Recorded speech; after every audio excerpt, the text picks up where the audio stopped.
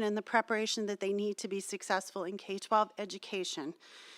They also are supported once they get into the K-12 education system to make sure that those gains that they have made or the opportunities that they've had that have been successful for them in early education systems do not drop off once they get into K-12 systems. The second element is teaching, and you'll hear more about that today. What you will find in the highest performing countries is a vastly different system of teacher preparation and teacher support. Teachers have experiences that are vastly different from what you will find here in the United States, and they are expected to be the best in the world, and they are rewarded for being the best in the world. The third element, which we will be focusing on mostly today, is a system of workforce preparation and career and technical education. What we found was that in education systems in the highest performing countries, you will see a system where the education system is very much a part of workforce development, somewhat unlike what you see in the United States. And so that element has really been of interest to state legislators and to states, including Indiana as well. And then the final element, which arguably may be the most important element, is that all of these systems are tightly connected and cohesive. So we found that these countries set a goal for education, and all of the policies are back mapped to meet that particular goal and fit neatly into a system that supports that goal. And all of these efforts work together. So for example, you wouldn't find a lot of the silver bullet approaches that you see here in the United States where, for example, we'll work on teacher preparation over here, but we're still going to place teachers in a system that doesn't support ongoing professional learning. Or we're going to work on early education here, but we are going to place those students in a K-12 system that struggles to meet the needs of early learners, so we'll let those gains dwindle. You just don't see those in the highest performing countries. So today, as we focus on career and technical education and career pathways, we'll be reminding you that this all is part of a more robust system that all works together to support that particular effort. We are co-hosting this event with Governor Holcombs' Workforce Cabinet. We thank them for their partnership and support in this particular effort and their leadership in this work. I also want to thank Representative Bob Baining for his continued leadership both in Indiana and across the nation. And we also want to send a special thank you to Claire Fitting Green and Sarah Hawkins at the Richard M. Fairbanks Foundation. They have supported this work through their foundation, including this particular summit, and have been terrific partners in this effort. So before I tell you more about today's events, I want to welcome our partner, Danny Lopez, Chairman of the Governor's Workforce Cabinet.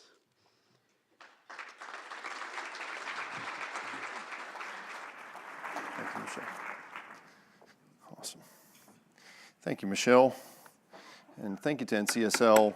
And thank you to Claire as well for all the work, the collaboration that went into this. Obviously, these types of events take quite a bit of effort and organization to pull off. And so we really thank our partners and all the work that's gone into this. Good morning. This is such an exciting opportunity to gather with folks. I mean, I look out. This crowd really is the crowd, right? So we've got policymakers, we've got educators. We've got people in the private sector that are doing a lot of this work.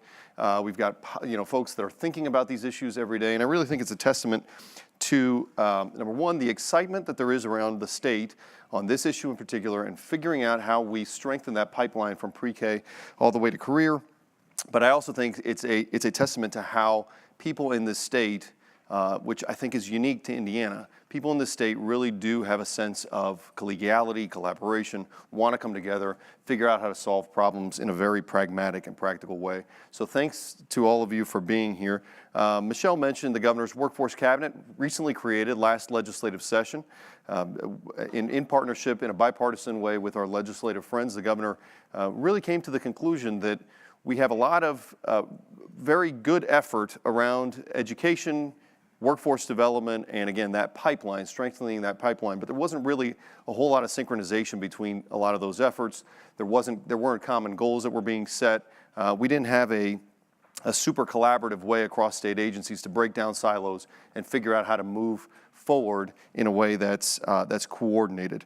And so that was really the impetus behind the cabinet. We were very intentional, the governor is very intentional about having folks join the cabinet, put on the cabinet, who aren't many of the people that get asked to sit at the table when a lot of these discussions are being had. We wanted the practitioners. We were careful about not having folks that kind of hang out at the State House. We were careful about not having associations. We were careful about not having too many folks that serve in a lot of different capacities and have a voice. We wanted new faces. We wanted people in the field who are doing the work.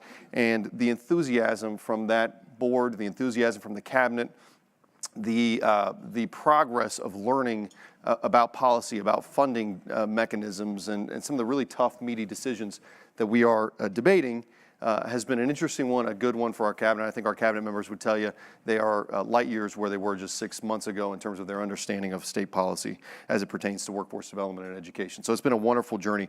The real goal, as I said, was to set some common goals, to lay out the governor's vision and ensure that everybody understands where we're moving as a state and where we need to be in terms of not just where we are now and what the actual job needs are now, the labor needs are now, but where are we going to be in 10 years?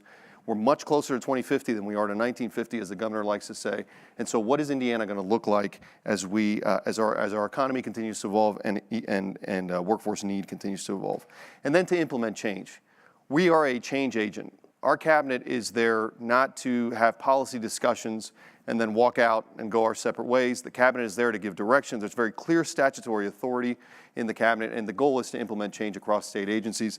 That's why the governor moved our state workforce board, the cabinet, out from underneath an agency and directly under him. And so now the cabinet sits directly under the governor, and again, the goal is to force change across agencies, and we're very fortunate that we've got an incredible group of state agency leaders. You're going to hear from some of them today, both on our side and then on just statewide generally, who are working on these issues. So let me give you just a second about what gets me excited and what I hope you take away, what I'd like for you to take away from today's conversation. Number one, I'm excited because this is the key issue, right? This is there's so many things that get talked about, from substance use issues, infant mortality issues that we're tackling, but this is the one issue that the governor has really thrown his weight behind and said, we are going to move the needle by the time I'm out of office, and we're going to look different from a workforce development and education standpoint than we do right now, because it's critical to us being able to continue to punch above our weight. It's like Mitch Daniels said not too long ago at a chamber dinner. He said it's really, really hard to build up a state into a powerhouse. It's really easy to give that away. And if we don't figure out how to evolve in terms of workforce preparation, we run the risk of giving away the competitive advantages that so many people, so many in the legislature, and so many governors, successive governors, have worked to develop.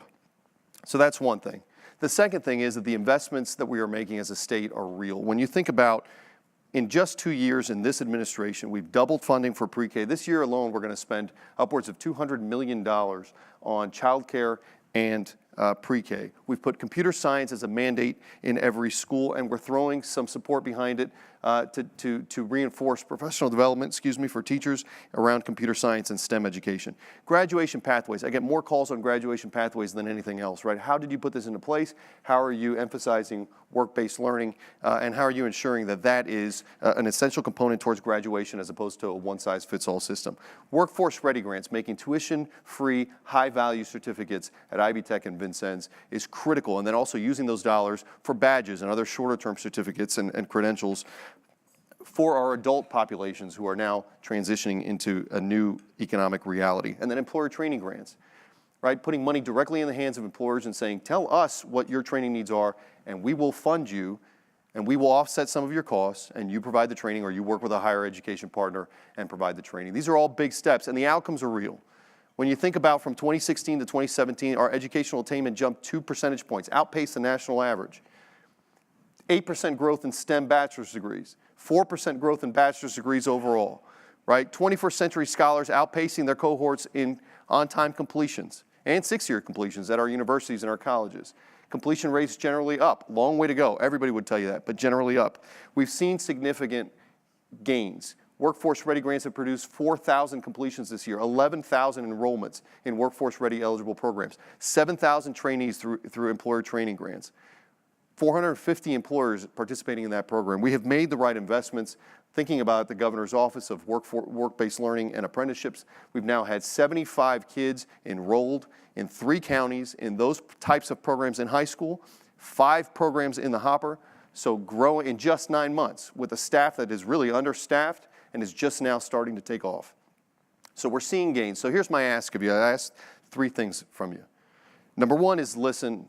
First of all, have fun, enjoy. You got great panelists. I'm one of them, so mine's going to be the best panel, I'm sure. But you have great panelists, a lot of really interesting information. You have folks that have flown in from as far as Australia who are really going to talk about what's happening internationally and around the country. So enjoy and listen. Michelle wanted me to remind you to turn off your cell phones. So turn off your cell phones. Second thing is figure out how we operationalize this stuff, right? We can't have conversations in silos. We can't have policy discussions like this that don't translate to real work in the real world. So as you go back to your school districts, as you go back to your places of business, as you go back to the legislature, how are we operationalizing what we learn here, and how are we translating that into real outcomes? And the last thing is, and I say this everywhere we go, we do have a long way to go, right? We are never, first of all, in workforce, we're never going to get to a mission accomplished. That's just not going to happen. So we've got a long way to go. But be evangelists for Indiana. Be evangelists for the gains that we're making. Let's be proud of the advancements and the steps that we're taking and the investments that we're making. Because, and I can tell you this, I'm not native, right? I moved here from from another state. The kind of Midwestern Hoosier humility, it's charming sometimes. But at some point, we've got to be promoting, boasting about the great work that's happening here, because everywhere that I go outside of Indiana, we've got folks coming to us going, how do you make that work? So if we're not telling our own story, nobody's going to tell it for us. So be evangelists when you walk out of here. Thank you so much for being here. Michelle, I'll bring you back up for your comments. Thank you.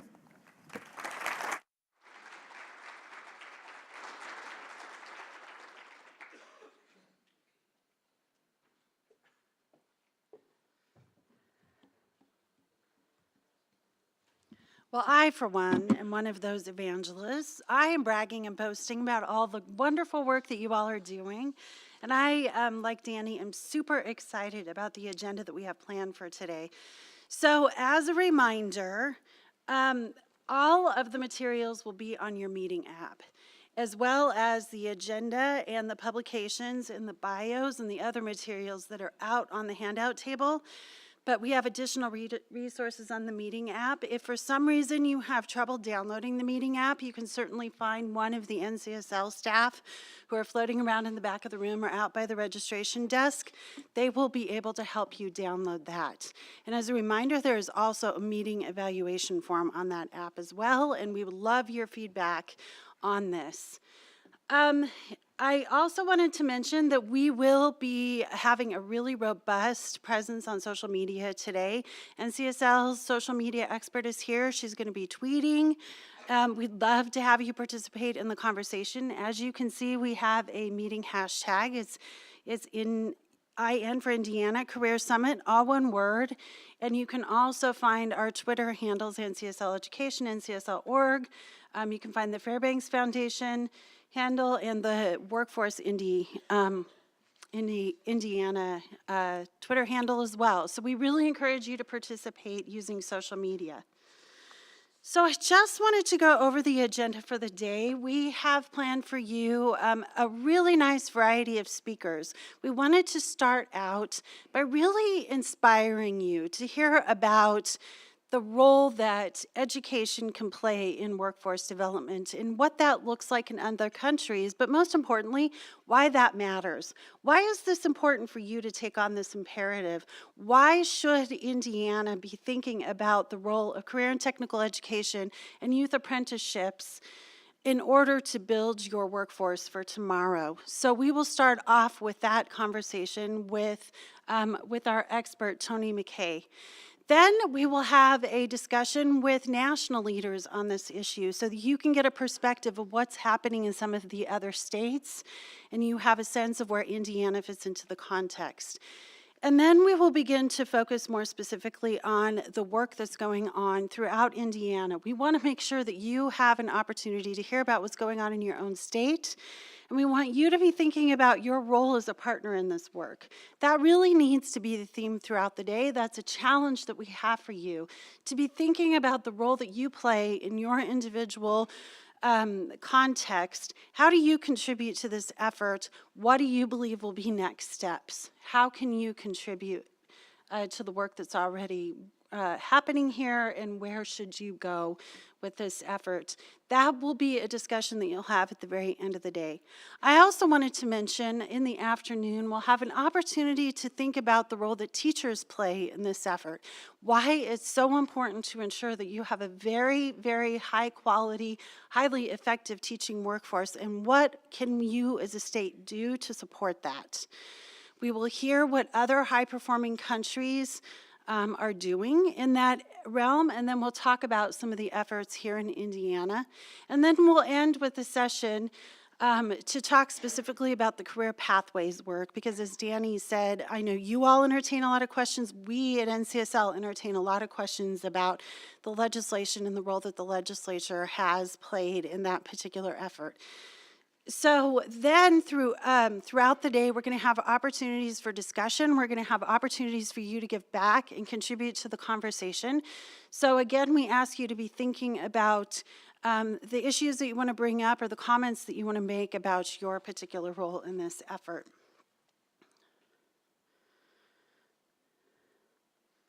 And then, as I mentioned, we do have our meeting app. I would encourage you to download it if you haven't. There you'll find the agenda, all of the meeting resources, including the PowerPoint presentation that we'll be showing today, and additional resources for each of the sessions. We'll also have speaker bios, so we will not be introducing the speakers in detail. You'll be able to find those bios both out on the handout table as well as on your meeting app. And then we have a meeting evaluation. We want to hear your input. We want to know how we did and whether or not we met the needs of all of you. So without further ado, I will introduce our first speaker. I am absolutely pleased to introduce to you Tony McKay. He is the incoming president of the National Center on Education and the Economy. As I mentioned, NCEE has been a tremendous partner in our effort with state legislators to dig deeply into the highest performing countries. They do an enormous amount of research. If you've ever visited their website, you can find international policy comparisons and comparisons on implementation and practice between the United States and the highest performing countries all over the world. We were blessed to have the opportunity to study with them for the past 5 years. And so we are delighted to have Tony come and share his expertise with you at this particular time. I know that Tony will energize you, he will inspire you, and he will be really, really helpful in this particular effort. Oh my goodness. We have lost our presentation.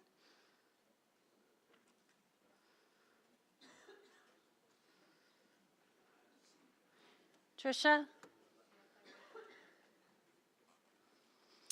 So as soon as we get Tony's PowerPoint up, we will be delighted to have Tony join us. It was just right here and something just happened. It's all good, I promise. Okay, 1 second. Yep, we are. This is all good. Thank you very much, everyone. Thank you. I also wanted to mention we are live broadcasting this event today. So this event is a little bit more technologically challenging than the events that we typically put on. You will be able to go back and view the live webcast. It will be archived. So if you want to share with your colleagues or use it for future reference, you will have that opportunity. And we also know that there are a good number of folks who weren't able to be here who are joining us via that live webcast as well. So I'm going to introduce to you and give you Tony McKay. Thank you very much.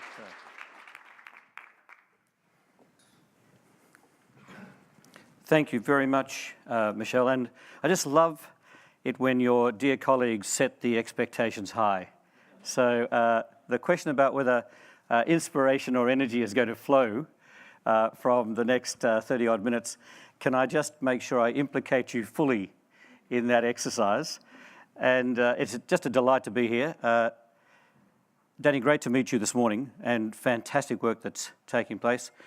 Claire, it's been great to reconnect because a few of us have been on this journey over the last couple of years. And Michelle, the work of NCSL in this state and in other states, I think, is now recognised as a driving force for the kind of changes we're going to need in our learning system for all young people across every state. And globally, of course. This conversation is taking place literally everywhere, both global north and global south. It's a sense, I think, that the way forward for us at a time when so many people are talking about a very, very different future, potentially dominated by artificial intelligence, by robots, by a digitized world, a globalized world. How do we make sure that our work is about becoming first-class human beings rather than second-class robots? And it's a really interesting moment, I think, in human evolution.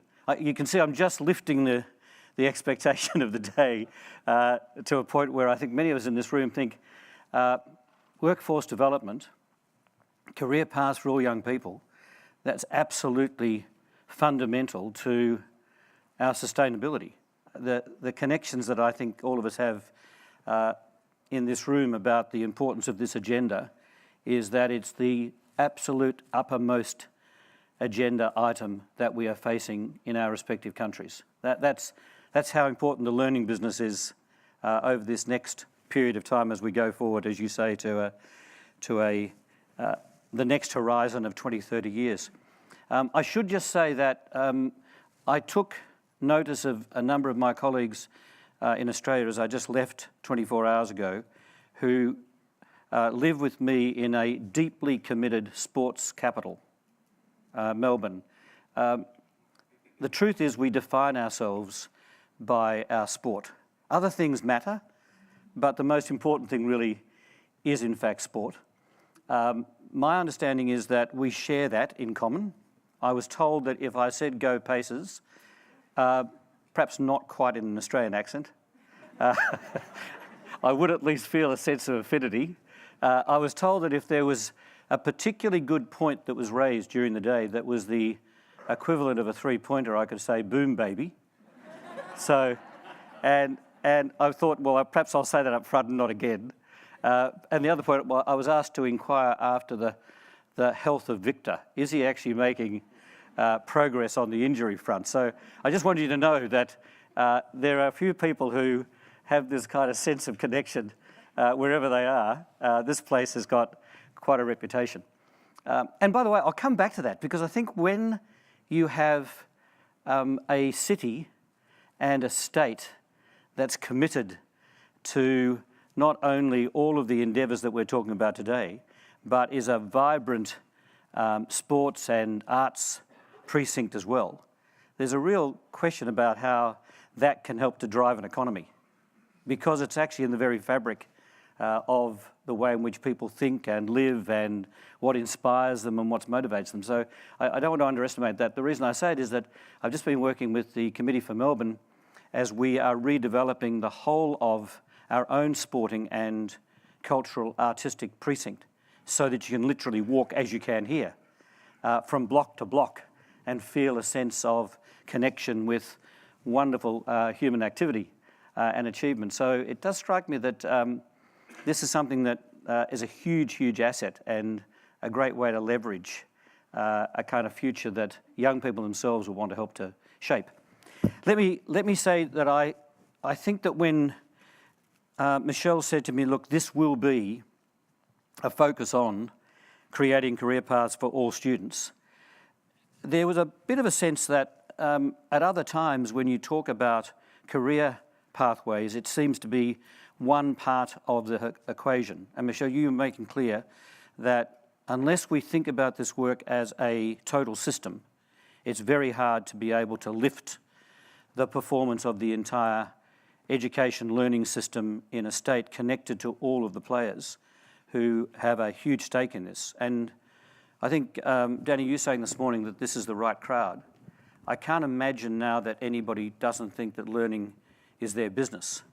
I'm not saying that educators are not front and centre in that business and ought to take really significant leadership, but we can't do it without an alliance with business and clearly with government, but also with philanthropists and social entrepreneurs, with communities themselves, with the whole range of civic agencies that go to make up our wider community. So there's a real sense in which now, if you don't get a coalition of the willing coming together, it's very, very difficult to be able to lift the performance of a learning system.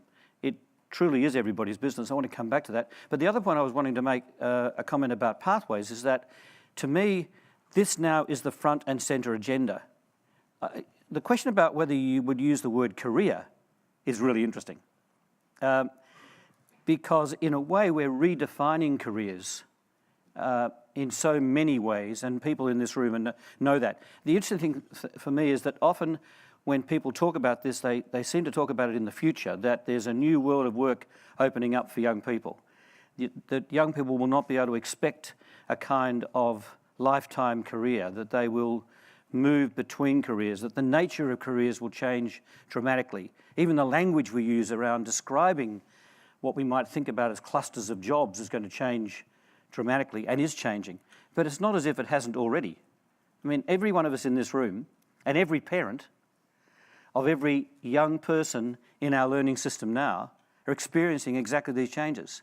You sometimes wonder whether there's a bit of cognitive dissonance between how we're experiencing our lives and the shifts that we're actually making and the adjustments we're making in how we live now, and a kind of sense of holding on to what we might have thought was a more predictable, more stable, potentially more comfortable way of living. It strikes me that we all know that we're in the middle of dramatic change and we can't know the future. The question is going to be how we are going to navigate it and what skills we need in order to undertake that journey. And I think that's a fantastic thing about Pathways, because for me, for young people, the game is going to be learning a living. I know we've got to earn a living, but I think as soon as young people recognise that the learning endeavour is lifelong. I know we've talked about lifelong learning forever, but it just strikes me that in fact now it's becoming much more of a reality, that we will have to keep on learning and relearning and unlearning in order to live our lives in ways that we want. I'm wanting to make the point just at the opening, and you're thinking, this is a very, very long opening. So I promise you the preamble will stop in a moment, right? But it just strikes me that we sometimes think about the nature of learning as age grade related, stages and phases. Increasingly, I think we're going to see that young people will be taking different routes at different times as they pursue their passions and their interests. And that's, of course, what we want. We want all young people to be fully engaged. We want them to have an experience of learning that's hugely positive, that they're not getting disengaged and alienated, that they see the opportunity for new ways in which they can exercise their strengths, that ultimately the game is actually about their individual well-being and our collective well-being. I think if we don't have a kind of higher purpose for our collective endeavour, that we want to live in places that are going to be sustainable, with values that we hold dear, and where we individually and collectively feel that we are able to fulfil our lives in ways that are pretty much in the common good, then we're going to continue to have, it strikes me, deep divisions in society, and it won't be for all kids. So I think when we talk about career pathways for all, I'm arguing we did genuinely want it for all, and that is one huge challenge because we've done pretty well at doing it for most. This place actually has been doing exceedingly well on doing it for those who have been less privileged. You have a record of ensuring that the resources are going to those who are in most need, more so than in other states. So it's not as if you're not on a pathway that is dedicated to that objective. But it just strikes me that we want pathways, but I'm thinking about pathways or career pathways in a broader sense, career as in life. And I guess the other point is that when we have a conversation about career and technical education, there's been a time where that has been seen by some as the kind of Cinderella part of the education system, where differential status is attached to that work. CTE, for me now, in other words, reimagined, Claire, what you and I would say, yeah, reimagined, is in fact the signature tune of a really powerful learning system. To me, it's the way in which you think about it. If I broaden it out to be the pathways of the kind that I've talked about, then that's what the learning system is about. And it strikes me that whilst we might want to change the language around CTE at some point, and we have to reconceive, I think, and reimagine what it means to be in the vocational game. I mean, we're all in the vocational game. And the question about now what knowledge and skills and values and understanding we need in order to thrive, not just survive, strikes me as being very much the conversation that we're having around career and technical education. But that has huge implications for how we think about the education for all, from birth right through. So I'm using, I think, the pathways and the all and the CTE agenda to argue that this is actually the agenda for how we would think about shifting our learning systems. Let me just try and do three things quickly. One, can I remind us of the leadership that this country had for so many years?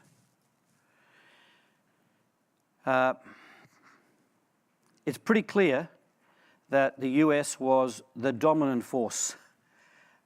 If you think about that period of the 19th century and into the 20th century, right up to the 1970s, 1980s, this was the powerhouse. By the way, one ought to never forget that it remains the powerhouse. We can talk a lot about what's happening geopolitically and where the new economies are coming from. We are still talking about the most powerful, significant economy. So I always want to hesitate when we draw a graph like this and say, we must be concerned nonetheless about a plateauing effect. Yeah, that in fact, the kind of gains that you would have hoped for in terms of attainment over this last 50 years have not been achieved. And secondly, the disparity in income distribution is a concern in a society and an economy that wants to ensure that all are achieving. When you've got inequity, as we have here and in my country, Australia, you've got to ask serious questions about what that means economically and socially. And of course, it goes to the very psychology then. I think not just the economy of how people live and think and feel that they're being listened to, right, by government, right through to their families and their communities. So there are big challenges that you immediately confront when you look at a graph like that. So I just want to remind us of that. The other statistic that I guess always grabs people's attention is that we have dramatically increased expenditure. And I think, in a sense, Danny, when you say, look, have a look at the lift in the investment in early childhood education, have a look at 150% increase in expenditure over those decades, and then ask yourself the question, where's the dividend in terms of learning gains? You could have an entire seminar here today about why we have not got the dividend that we would hope for, and are there explanations? I mean, this is a moment where, in fact, we're pushing for education for all in quite difficult and challenging circumstances, where expenditure that can even keep pace with a growing student population, with very different demands, is going to take further investment. But nonetheless, when you look at a big metric to say, surely if I was in business and I'd increased expenditure by 150%, I would like to see a slightly better dividend than this one. Now, learning's a pretty complex game, and so let's be careful about the metrics we use.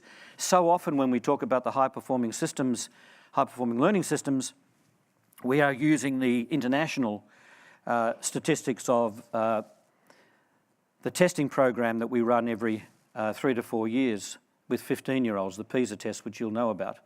Now, that's one set of tests, we know that.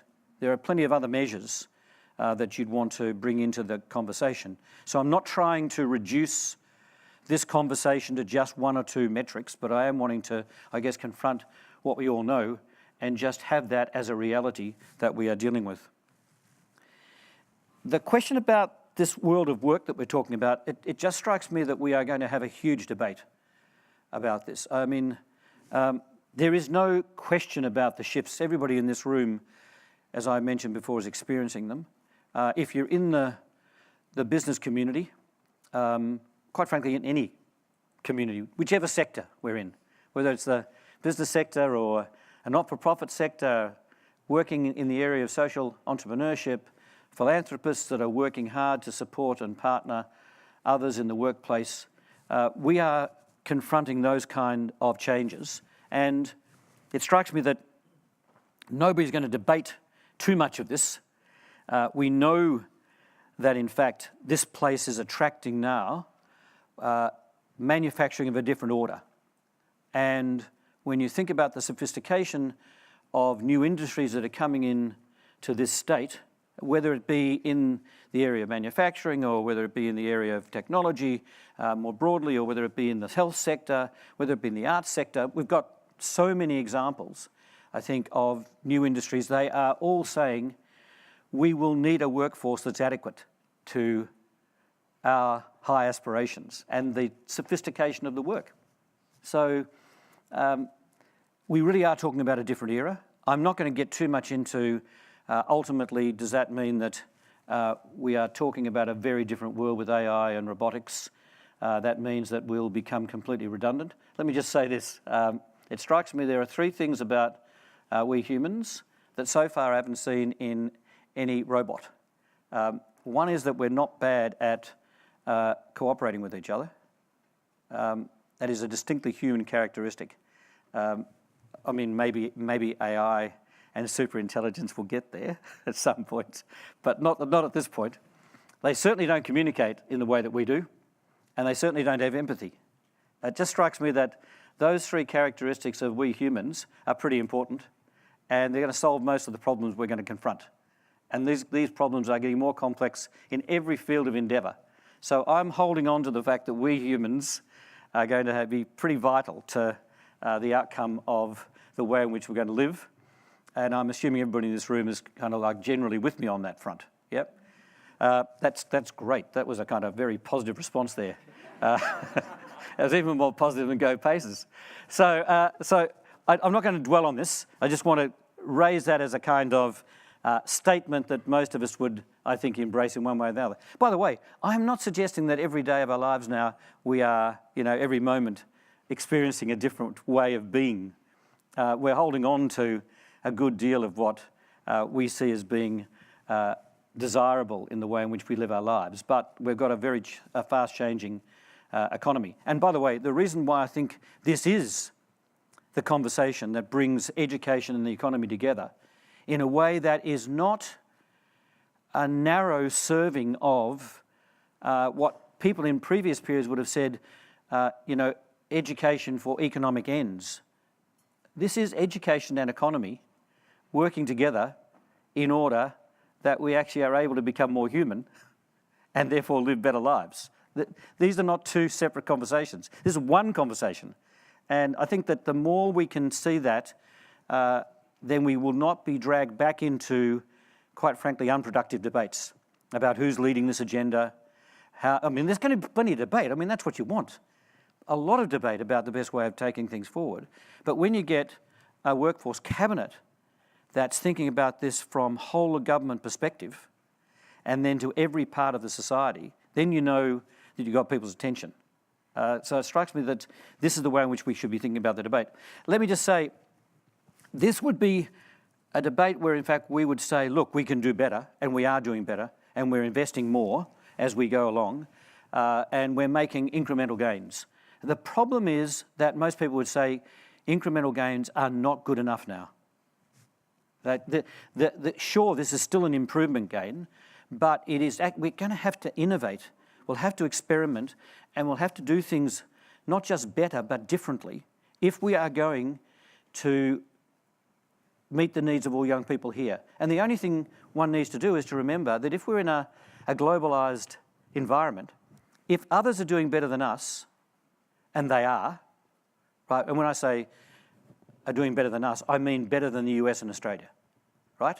We're in the same boat as the US. We've been going backwards over the last decade in terms of the performance of our young people.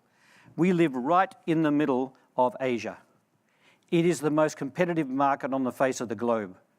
Our young people are going to be seriously disadvantaged in terms of their life chances, how productive they can be, and quite frankly, their well-being, if we can't figure out how to do a better job at learning. And the truth is, so often between Australia and the US, we are together on this one. So when you note that we're slipping back against the high-performing countries, we've got to be prepared to confront it. Now, the No Time to Lose report, Michelle, was a superb piece of work. It's captured everybody's imagination.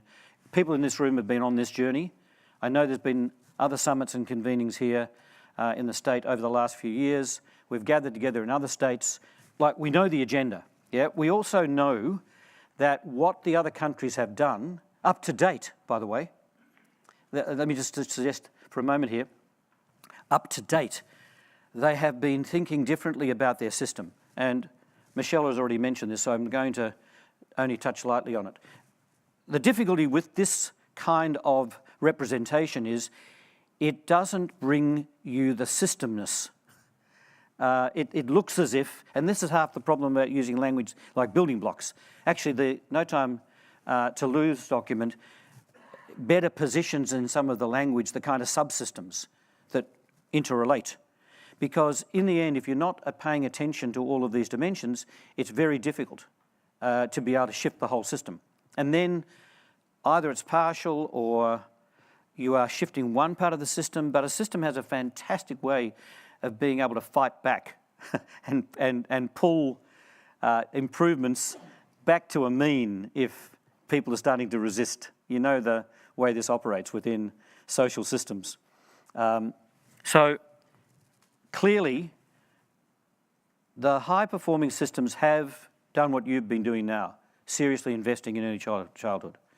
They have been doing what you've been doing, namely being serious about a needs-based funding system. They have been working very hard on the way in which they think about their learning system, curriculum assessment, pedagogy, and the way in which we report on that.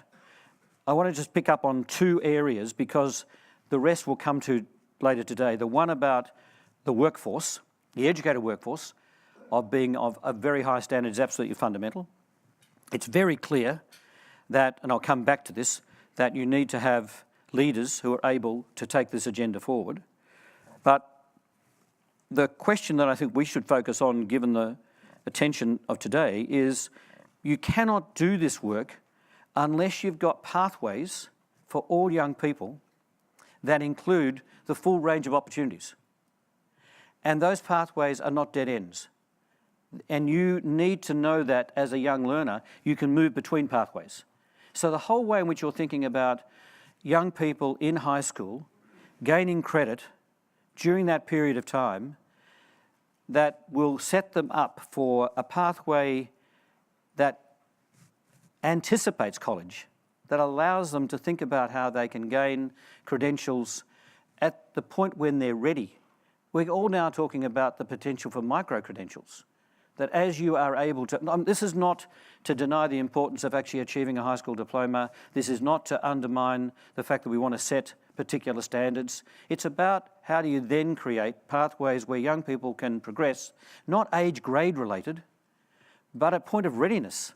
I mean, in any one classroom in this state, at year 9, in exactly the same way as in my state in Victoria, you will have young people as far as 5-6 years apart in terms of their cognitive development.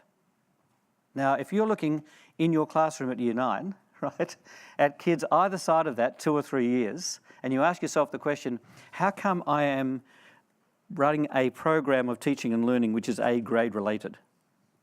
You have to ask yourself a serious question about how we can shift our learning system, which is what these people have been doing in some of these countries, to learning continua in particular areas, and then saying, where's a young person at this point in time? What do I need to do in order to shift them from that level of achievement to that? How can I measure their growth over that period of time? Now, the more we can start to move in that direction, allow young people to proceed, give them access to credit-bearing courses that actually put them already on a pathway, not so predetermined that they can't shift.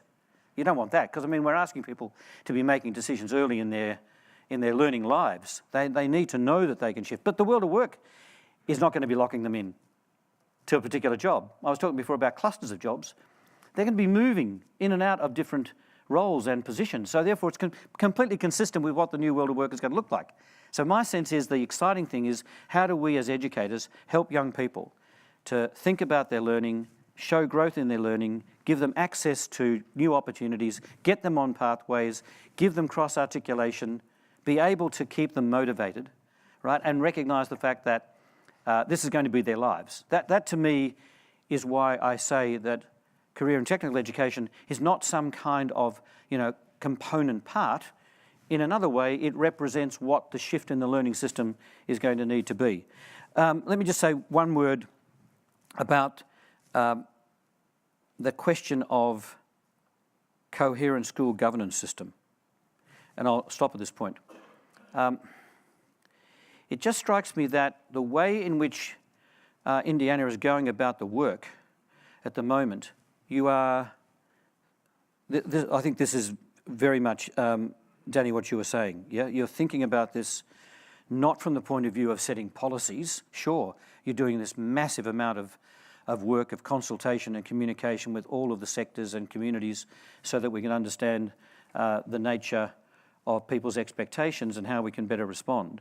But it does strike me in those 4 areas, you are already well on the way to thinking about how you can redesign the system in order to make it more powerful. And when I'm saying redesign the system, already we're talking about the system. It's not just one part of the system.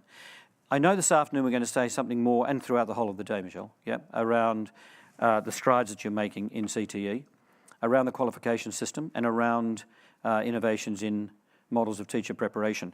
I realise that I've gone over time. I just want to say one thing and then just open it up. I was going to suggest that people might have had a quick buzz around tables, but if you're happy just to make a comment or raise a question in the last couple of minutes, that'd be fantastic. But I did just want to say a final point about the system. It strikes me that another way of trying to get your head around what the system looks like is to say that any high-performing learning system will ensure that you've got learning pathways for all. I'm actually sort of starting at that point, yeah? Because if there's not a learning pathway for you, what are you doing here? And there's a real sense of motivation that comes with knowing that there's directions for you to go in and opportunities to explore. Second, you're going to be operating in a learning environment that's hugely conducive to your learning. So, and this is not just the school environment. This is where it's everybody's business. And we are saying learning takes place 24/7, learning takes place formally and informally, learning takes place in schools as we know them and in places of work. How do we make sure that we understand that it's that whole learning environment that we want to give, multiple learning environments that we want to give young people access to, and that they are constantly thinking about their learning that comes from different environments and different stimulus. By the way, I'm not preaching a gospel of deschooling here. Right? Schools are going to be absolutely fundamental. They're really core community places, and they will manage young people's learning, and there'll be fantastic platforms for them to move out and come back in again and make sense of their world. But I do think that we increasingly want to put our arms around multiple places for learning. That's what we do as adults, and the more we can actually help young people to do that, I know it's going to be different at different ages because there are a whole range of other factors involved in terms of care and support, but to me, learning environments is really important. A learning profession. This is not an argument for educators to take a backward step and say, business leaders, community leaders, philanthropists, social entrepreneurs, can you all please come in, and we're very happy for you to take the lead. Educators will continue to be professional leaders in this agenda, but they can't do it by themselves.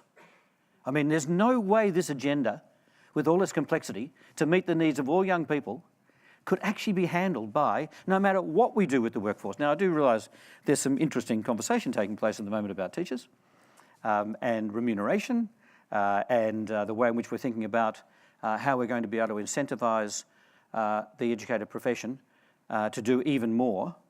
But it strikes me that we can't do more unless we're doing it in partnership. We need a more, I think, diversified workforce, educated workforce than we have at the moment, and I think we need to actually connect more with allied professionals. I can't see, the other countries that I'm talking about have been moving into that space, right? They are saying we really need that kind of partnership to do the work. Finally, let me say that, almost finally, learning communities, this can't be done without parents and without the community that you live in and all of the agencies that are part of our daily lives. This is not something where you, I think, delegate the responsibility to others. So I do really feel that it's important that communities see this as being very much their responsibility. And I know that here you've got that sense of connection, strong connection to local communities, particularly through school boards and the way in which, even though there's the complexity of the local, it strikes me it's also a strength. The final thing I want to say is this. It's going to need different governance, I think. I'm a great advocate, and I look at these other countries, and I see that the role of government increasingly is to enable and to broker. So rather than government being the provider and regulator, I'm not saying that there are not still need for regulations. It strikes me that we see a different way in which government works in partnership with all of the players that are in this room today, and the way in which this work is being undertaken here is an indicator that that's the way in which you are thinking about the work going forward. So, colleagues, that was a little longer than I'd anticipated, and Michelle, you're going to tell me whether in fact there's any time for questions at all. I think at this point we have an opportunity over lunch for additional Q&A for speakers, so I think at this point we're just going to go ahead and ask the next panel to come up so we can go ahead and continue the conversation. Thank you very much, colleagues.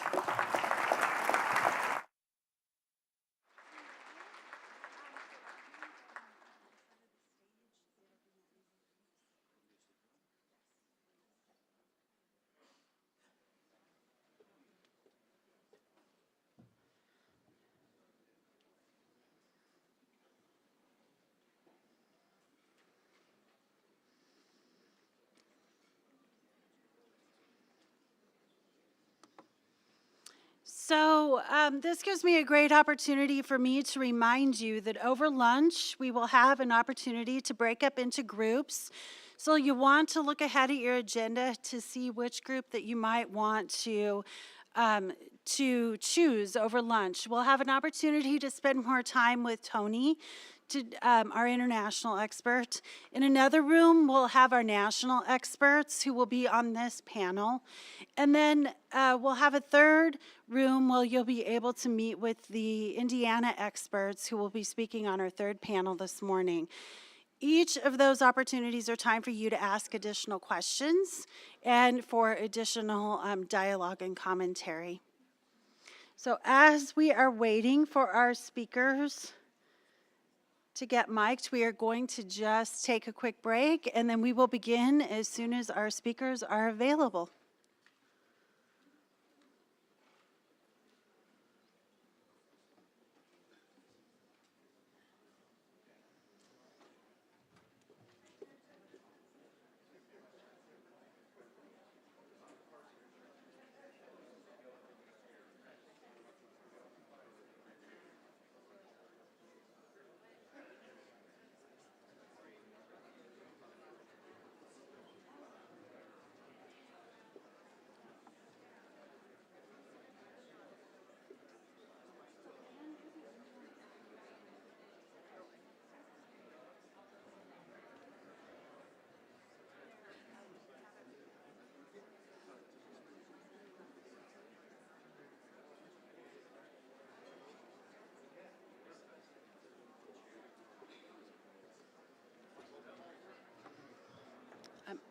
It might be easier for you to go around unless you can squeeze through there.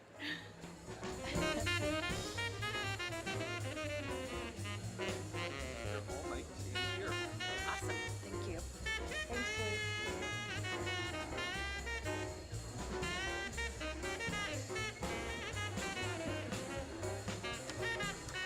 All right, we are going to go ahead and get started with our second panel discussion. So if you want to find your seats.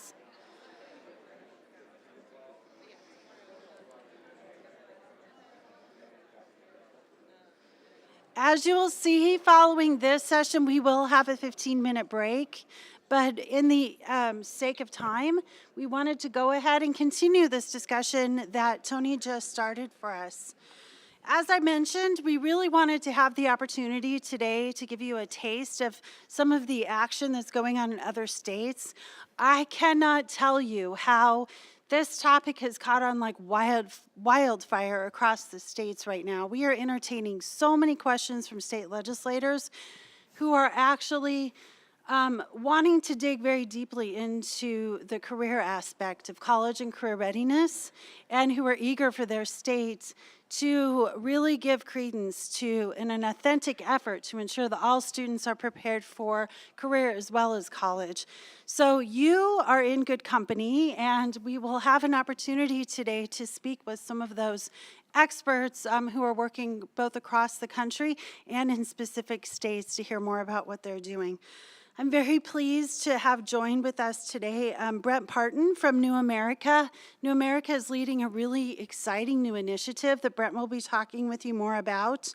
Noel Ginsberg is here from CareerWise Colorado.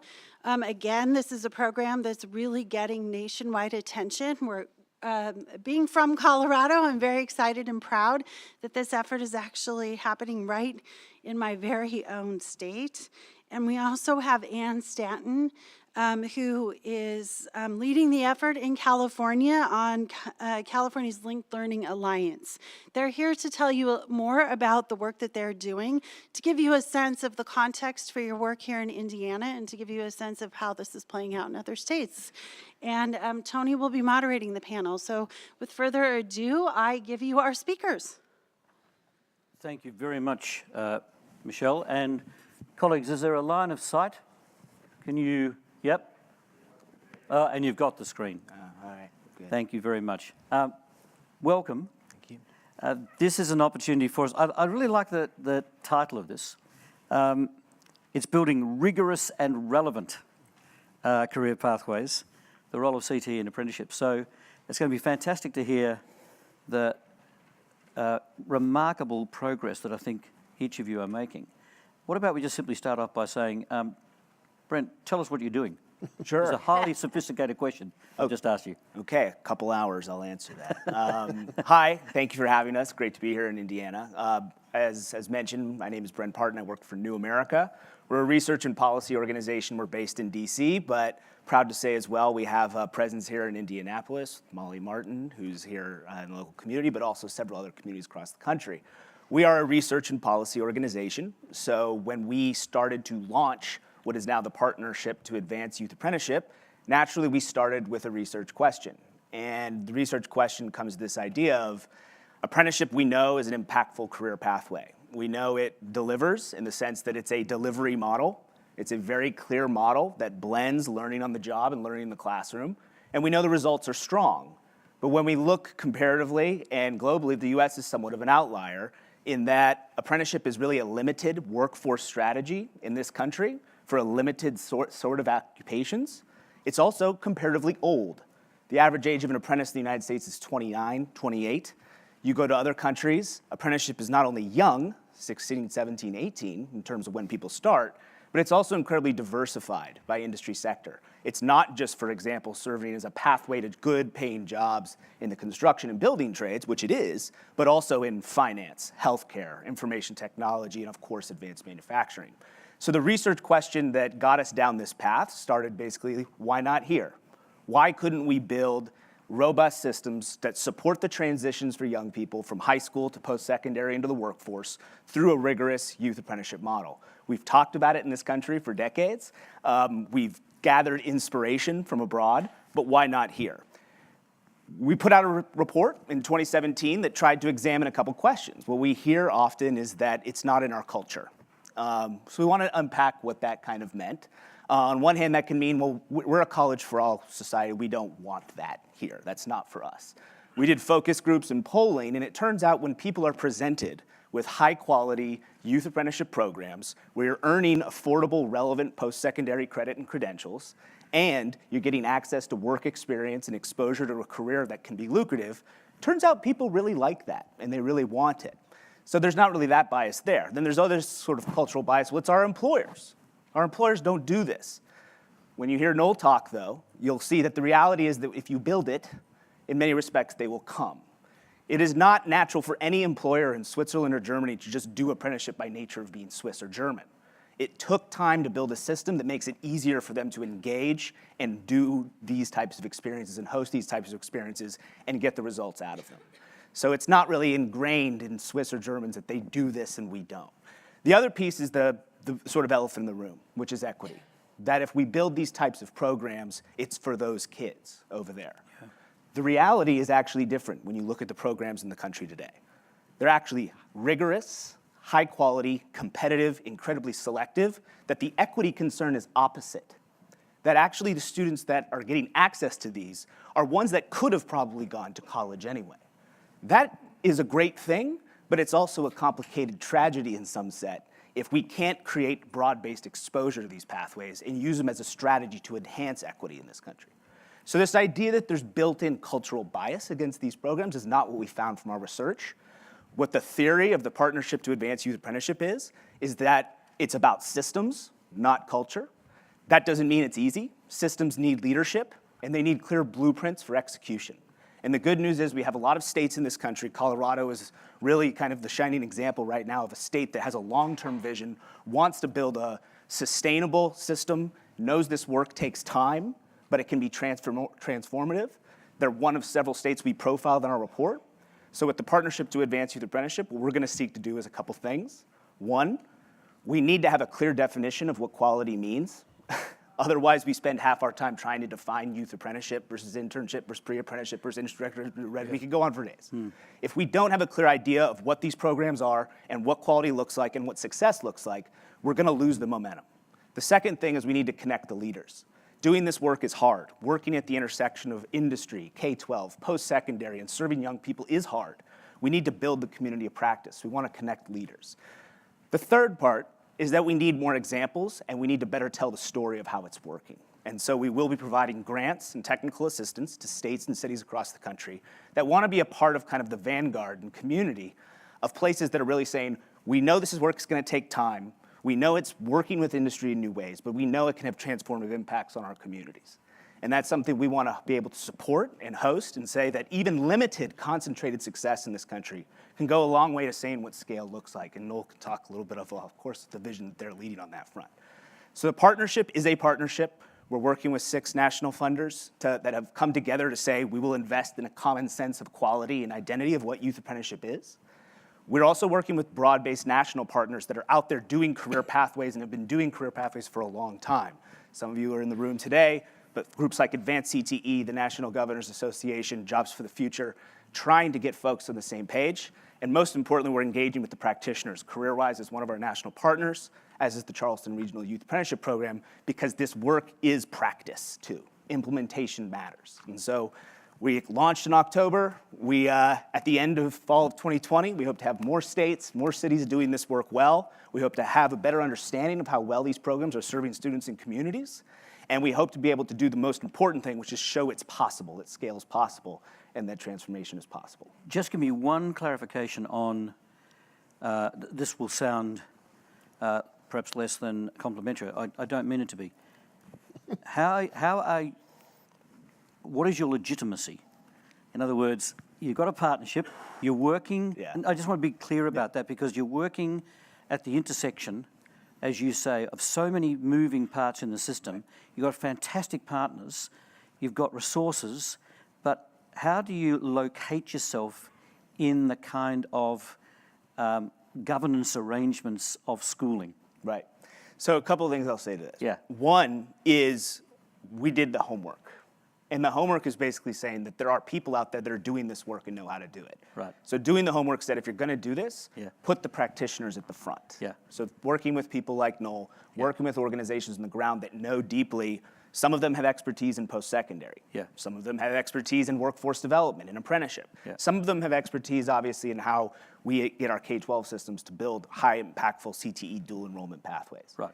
The problem is you need a creative space to bring those people together. Yeah. We can do that. Yeah. The other piece is that the conversation has to be concrete enough and has to be an idea of sort of what is an evidence-based decision or definition for what these programs look like, that people can have common goals, have a common conversation, because the tendency is to frankly be more protective of their respective pieces of work or programs. Yeah. But if you can agree on shared goals for shared results and shared impact, it's easier to have a cross-sector conversation and convene it. Okay, I'm going to come back to this again, because I think it's really vital. Look forward to think about how the landscape is actually emerging. Noel, catch us up. You've been going for how long? Well, we actually initiated about 3.5 years ago when we went and saw this model overseas and said this could be the answer for our workforce challenges that we have in Colorado. And so we went fairly quickly from that point to implementation. And tell us a bit about the progress. Before I do that, I want to frame it a little bit with how I came to this work. Right. By luck of birth, I actually had an apprenticeship because my dad was in the food manufacturing business, and I grew up from a very young age actually working there, could drive a forklift before I could drive a car. So the fact that I ultimately went into manufacturing while I was in college, started my own company, was because of that experience. And although I didn't graduate, so I'm one of those in this country, about 70% that don't have a four-year degree, I realized early on in life the value of doing as well as learning. And when you blend those two together, it creates some really strong outcomes. Yeah. Secondarily, I spent 10 years as a sponsor to 42 inner city kids in a neighborhood with a 90% dropout rate, with a goal of getting that 90% dropout rate into a 90% graduation rate, which is where we ended up 10 years later. Wow. And what that told me is that any child, regardless of where they come from, has the opportunity to excel, but they need the right frame and support systems around them. So with that in mind, running a manufacturing business for 38 years, where the challenge had always been getting the right talent at the time to grow our business, and the real strategy was always, let's steal from your neighbor, poach your talent, not train your talent. And so working with Denver Public Schools for over 20 years, trying to find the answer that would create a better outcome, I realized after working with our school system that although we always point the finger at our education system and say the fact that we're not getting the outcomes we want must be their fault. What I realized after working with them is it's not.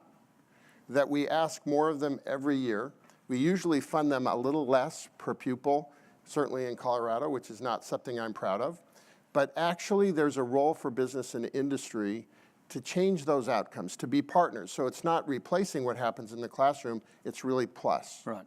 And so when we went to Switzerland and saw a system wherein 70% of their population has an apprenticeship, where any child could benefit from this, and 28% get a four-year degree, we came back to Colorado. We built a coalition of supporters by bringing 48 people back to Switzerland, business leaders, head of our community college system, superintendents of public schools. And based on what they saw, we had the nucleus of a group of people that said, this makes sense for Colorado. So within 6 months of that delegation, about 3 years ago, we stood up CareerWise Colorado with the goal of creating 20,000 apprenticeships per year within a decade. Now, I will tell you that our governor, who was on that delegation, wanted us to be at 3,000 by today. But what we've learned is that you can't stand up a system as complex as a youth apprenticeship system if you're going to do it with quality overnight. Yeah. So what does it require? So what we have built in Colorado in our early steps is our first cohort. We had over 120 apprentices brought into the system. What CareerWise is an intermediary that provides the connection between the schools, the businesses, and the wraparound services that make apprenticeship possible. So we have a team that goes out and recruits businesses. And that's critical because most businesses don't think of themselves as a place to train 16 and 17-year-olds. Right. So making the case to them that this is a talent pipeline resource, not a philanthropic effort, takes time. So that team is responsible for doing that. We have an education team that works with the schools because we have to recruit out of our schools. And in our model, because it's intended to be statewide, we started with 4 school districts, 1 on the western slope and 3 on the Front Range, as well as working with some charter schools. So CareerWise provides that infrastructure to recruit from the schools.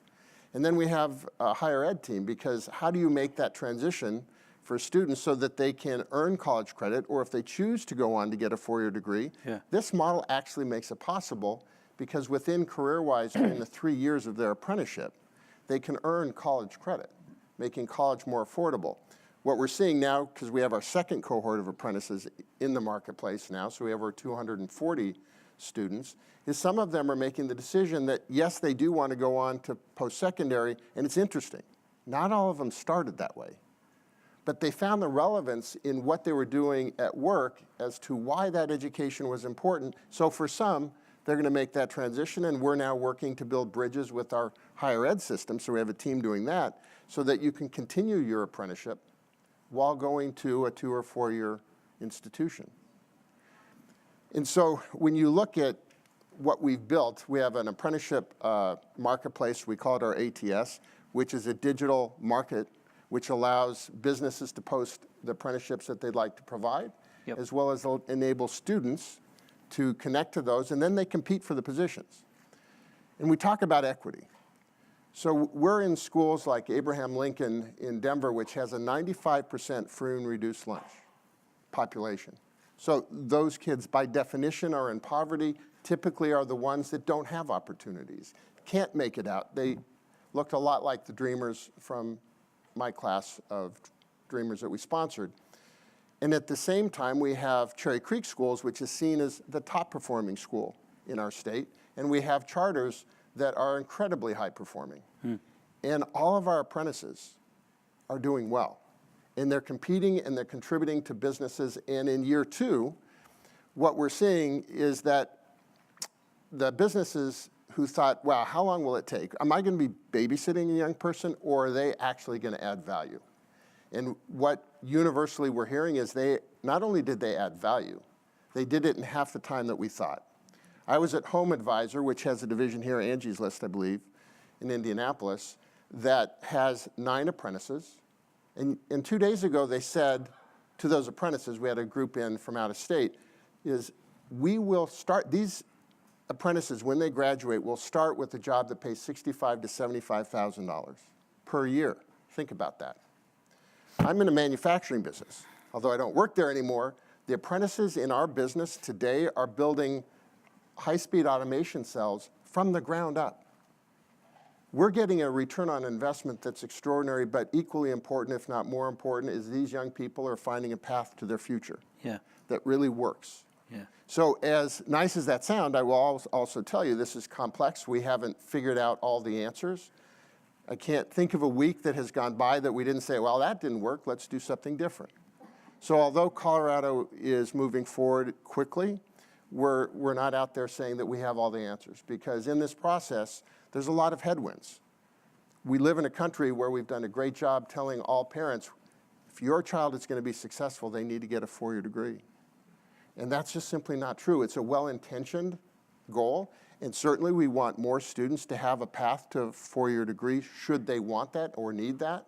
We believe apprenticeship can do that because we're helping to pave the way by issuing credit for the participation in the apprenticeship. The other thing that I'd like to emphasize is CareerWise is not intended to be funded entirely by philanthropy or by the state or government. We started charging a fee this year to our businesses of $1,000 per apprentice. So if you do the math, if we get to our goal of $20,000 per year, that's $20 million to support the work of CareerWise. You need strong intermediaries to make this happen. You just can't turn a key in a business and say, I want to have apprenticeships. You need the linkages to the schools. We need their partnership and we need to work with them, but we shouldn't be asking them to do things that we don't fund. And certainly, we need an education system that moves at the speed of business. We can't expect classrooms to change as fast as industry must. If a business is to survive, it has to stay contemporary. It has to move with the markets. We are the best place to train young people for their futures in partnership with the K-12 system as well as higher ed. They're all part of this model, and at CareerWise, our early successes is happening, certainly. We're now recruiting for 250 apprentices, which will bring us close to 500. The following year, we'll do another 500, and then we'll scale. So we're working to build a strong platform, figure out what we aren't doing right, fix it, so that when we do bend that hockey stick and start moving to higher numbers, that we'll do it with real integrity and quality. And just before you come in, let me just check one thing. By the way, I saw that recent stat, I think it might have actually been this week, that we're looking at upwards of 40% of young people who still haven't graduated after 6 years. Yeah. And increasing debt. So if you want to think about pathways, there's some realities there about where success might lie.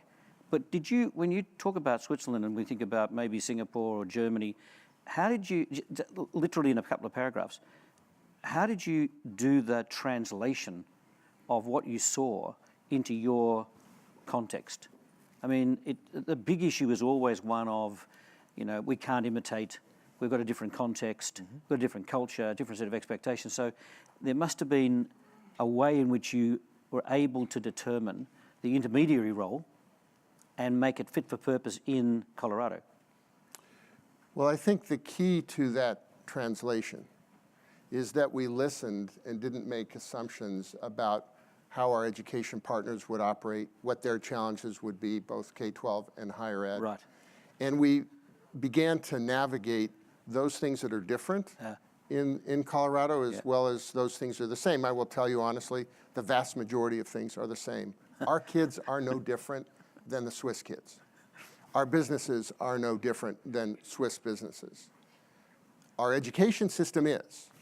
And the role of business is, because if you go there and you go to a LIBS, which is a training center for advanced manufacturing, businesses paid for that center. They didn't go turn to government and say, here, provide this for us. So here we have this infrastructure, a great infrastructure in our community college system.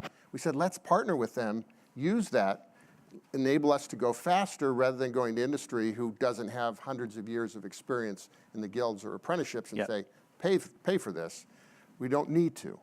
But businesses are paying $15,000 a year, $10,000 in wages, another $4,000 in training costs, and then $1,000 to CareerWise. So in our third year, there will be more money invested in this system by business than philanthropy is investing in CareerWise. So that's a pretty powerful model, and certainly if sustainability is reached in the next 5 to 7 years, we'll have really broken a mold in this country about the role business plays and can play in education. Yeah, and this is not kind of trade-off stuff. We're not saying we're forgiving now public funds. No. Right? This is about how do you actually lift the total resource in order to be able to meet much more complex demands. Can I just check on the intermediary question? I don't want to be obsessed about this, but that strikes me as being a very clear way of building partnerships, of getting authorization, of ensuring that players know what role they're playing. Do you regard yourself as being an intermediary? No, we are not an intermediary. We are working with other Yeah. intermediaries in the country. And that model, the idea of the intermediary is that what gets done is if there's someone there to do it. Yeah. And if you don't have a capacity Yeah. to balance the interests and incentives across the partners that have to come together Right. to make these really high quality experiences, it's not going to work. Got it. Great. One quick thing. When we started CareerWise, it wasn't just to do this in Colorado. Because we felt if we can make this work here, how do we build our model so we can share it out? Yeah. And that's critical, because if it just happens in Colorado, it's not enough. In Indiana, you are doing some great things. We met with some great partners in the last 24 hours that are in the right space. Yep. It's important that we build this system as a nation, not just as individual states. The innovation will come from the states, but the partnerships need to be across this country. Yeah. And Linked Learning Alliance. Yeah, Give us a quick deep dive. absolutely. So first of all, thank you for, it's so great to be on a panel to hear people that you respect so much in the work that they're doing, and also to be here in Indiana, helping to share some of the work that we're doing in the large state of California. So I want to take us back a little bit, because I think want to give people a sense of where we started this work. And I want to underscore that I truly believe, and I think we've learned in California, that this is a long game. It's not something you come in for a couple of years and do and say, got it. This is really a partnership of willing, a coalition, an unlikely alliance of people who come together to do this work because they believe it's the right thing to do. Let me start with what linked learning is. It really began as a focus and underscored and underwritten by philanthropy, by an organization called the James Irvine Foundation, which I was privileged at that point to be at. But what we really wanted, the question we started with was trying to solve the problem of a really low graduation rate in California, particularly for low-income students and students of color. The skills gap being huge. So that was the question we wanted to start to solve. And we began to really think about the reinvention of education. And we realized we couldn't boil an ocean, right? So we wanted to start with a focus area, and we started with high schools. And what we began to work on was really the aspiration that if we focused on the and between college and career, not the either or, but what was the power and amplification if you put those two together and had the best educators, thinkers, students, parents, communities understand and live into that aspiration that lifts all boats, what would that look like? So we began really small. We began with a demonstration in 9 school districts in California of how you transform systems to be able to make this happen. And by meaning systems, I also mean what are the post-secondary partners that are at the table? What are the industry leaders that are at the table? What are the community-based partners, right? So there are 4 basic principles of linked learning, and I want to underscore, because I really think it's important, it is not a model. It is a set of principles that can be adapted and developed and to really meet the needs of communities across our state and beyond, right? One is that we really believe that academics has to be rigorous, right?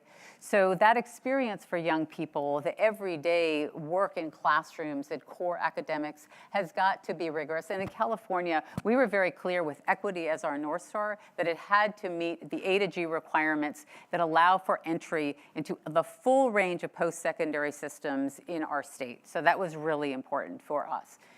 Second, that there was an equally rigorous course of study in career and technical education. Not a course here or a course here, but a program of study that was informed and continued to build on experiences. The third piece was that all young people, particularly for any young person, there is something about the power to work outside of classroom, to have work-based learning opportunities, to have apprenticeship, to have internship, right? That really equals the playing field in terms of not only competencies and development, but also social capital, the professional networks you gain by being able to have those opportunities. And the fourth piece of this was really ensuring that all young people had the student supports that they needed to succeed. Not only additional academic supports, but emotional supports, supports in their community, in their after-school hours that really ensure that they're succeeding on a daily basis. And those 4 elements alone and looked at as siloed activities are meaningless. They have to work in an integrated way that totally transforms the experience that young people have. So we began that work in urban communities like Oakland and Los Angeles, big kahuna school districts, and really small rural school districts like Porterville in California, a very small Central Valley community. What we learned was that it works. There was a very extensive independent evaluation, and what we were seeing was it was really moving the needle for the things that we all cared about, right? Were students doing grade-to-grade transition? Were they graduating at a higher level? Were they accumulating the credits in high school? Were they learning in the future of skills work that the future of work skills that we all care about? Communication skills, analytic skills, the ability to work in a group, the ability to collaborate. But more importantly, we really answered the question that it wasn't about the or. It was either you're about career or you're about college. But if you do the 2 together, we also saw extraordinary gains, 11, 12-point gains in the transition to post-secondary for the populations that we really cared about, right? For low-income minority students across the state. So that was really important to us. So the Link Learning Alliance was really, we started as a small coalition of willing post-secondary partners, philanthropy, industry leaders, policymakers, K-12 educators that really believed that this would work. And over time, and because it was successful, we got a $2 billion investment from the state in terms of a career pathway trust that expanded the work from 9 school districts in California to over 600 pathways, with over 100 school districts serving over 300,000 students. And that's fantastic. We're all thrilled about that, right? We have all of these pathways. We have an incredible coalition of work. But with success comes challenges, right? And our work at the Alliance is to ensure as we go forward with our coalition of practitioners and education leaders that we have to ensure that the success we see is because of fidelity. It's a fidelity of practice and high quality instantiations of work, right? That's where the difference happens. So our work right now is really focused on 4 things. One is helping to set the standard, right? We have a certification system of what high quality instantiations of pathways look like. And that's across industry fields, right? In terms of, if you think of all of the pathways we have, there's health, there's technology, there's engineering, there's arts, there's manufacturing, there's agriculture. It doesn't really matter. It's about the integrated experience that young people have that makes them able to discover their future. It's not about destination, it's about discovery. And so we are also just continue to work together, driving the field toward common goals. And communicating about the shining lights of what's happening, where people are doing fantastic work, and also what are the policies? What are the policies that support the work? What are the policies that impede the work? And how do we all think together and continue to move the work together? The work has also moved outside of California because of the success. So it's also in, I think, 20 states in here, and also some work in some other parts of the world. So, and let me just be clear about that. I'm going back to your earlier point about saying, hey, look, the narrative, the dominant storyline, 4-year college. This is a different storyline, right? So when you're telling this story now about new emerging pathways, has it fundamentally shifted the way in which people think about interface between secondary, post-secondary, higher, further education, the way in which you tell the story about pathways? It's no longer the dominant pathway. It is now multiple pathways. How do you tell that story in a way that captures people's imagination? Or is there still a kind of sense in which we've got a dual system operating here? I mean, I don't want to underplay, because I think we've heard it quite clearly here. In this country, I think CTE and a sense of vocational education is hugely stigmatized. It's really, we have spent, and we have a shameful history in this country of tracking kids and adults making those choices. That's unacceptable. In any way, shape, or form, right? And I think even as we think about apprenticeship, with all of the possibilities, we have to be very mindful that in our work as well, that we're not devolving into occupational strands of activity, right? That we are working on building the capacities of all young people to succeed. Yeah. The work is about discovery. If pathways and a cohorted, comprehensive way you deliver those makes it easier for young people to succeed every day, to feel like they're practicing skills, fantastic. That doesn't mean that every young person in a health pathway is going to end up in the health industry. Yep. It just doesn't, and actually I bet you we will see the statistics be quite different than that, that they will say, I had a chance to learn what I don't want to do. Yes. Like, I thought I wanted to do this, and then I was out there Yeah. and I was practicing it, and I have absolutely no affinity for that. That's part of an educational experience that I think we can all aspire to create for young people, and that's tied to workforce, it's tied to education, and the other thing that I would just say, and I know we're talking about practitioners, is a really important part of this, right? What we have found in the work that we've done across the board, and I don't say me, I mean we, the collective, right, is that this has re-engaged educators in the joy of teaching because they're doing it in a different way. They're not, Skyla, I'm the math teacher, I'm the, the English teacher. You're the CT people over there. We don't really talk to you guys. It's a very integrated approach, right? Where people have to develop the kind of experiential learning, project-based learning, where everybody succeeds. The kids succeed, the educators succeed, the employers succeed. So I think there's, so I would say that we haven't cracked the nut on like, this isn't stigma, there aren't stigma Sure. attached, but there's a lot of promise. I think. Let me open this up. If people could come to microphones, I've got one here, yeah? We've got others that are roaming microphones? Oh, no, it's one here and one here. So if you could just make your way to a microphone, I'm going to call upon you. Look, If I could add to that. by the way, don't rush. I'll give you time. Give people some time. Yeah. I think it's easy to oversimplify, too, where we're at in higher education in the country today. There's this interesting reports that have been coming out. For the first time in our history, most people in higher education are working learners. So this idea that it's college for all and college for all means everybody's throwing frisbees on a lawn is not a reality.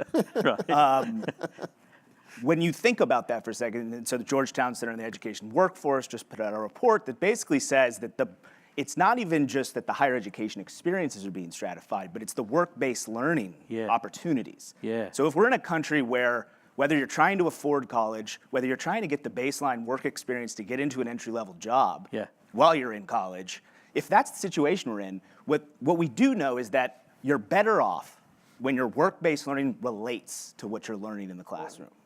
So if you're in a service sector job at college, you're going to be at a disadvantage versus someone that has an internship, they're studying engineering, and they're getting opportunity and exposure in a STEM field. So it's time to kind of break out of a little bit of sort of the idea that it's college or not, that it's work-based learning or not. Absolutely. Because people who are in higher income thresholds have gotten the value of work-based learning for a long time. It's an access question, and that's where the systems considerations come in. By the way, as soon as somebody moves, He moved. right, they're recognized. Okay, so please, could you just introduce yourself? Representative Bob Baining from Indiana. Noel, I had the opportunity to be in Denver in October and heard you speak, and I think you have a number of business leaders in this audience, and I think the thing that was really compelling to me and the thing I like about the Swiss system is that employers are actually bearing a significant cost of the education system. Could you talk a little bit more about the break-even point and how this really makes sense for employers?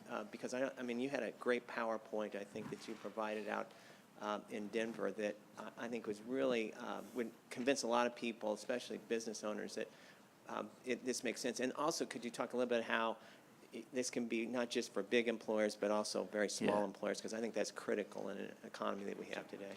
Brilliant. Sure, and it's obviously a good question. What's important to remember about what we're doing in Colorado, and certainly how the Swiss system works, is they only do it because there's a return on investment. So the time in which they have apprentices adds fundamentally to their bottom line. And how it does that, and the graph that you were referring to, is a chart that shows about halfway through an apprenticeship, the investment that the company is putting into that apprentice in terms of training and wages crosses over to a return, meaning that that work that the apprentice is doing is contributing more than the cost, just like a traditional employee.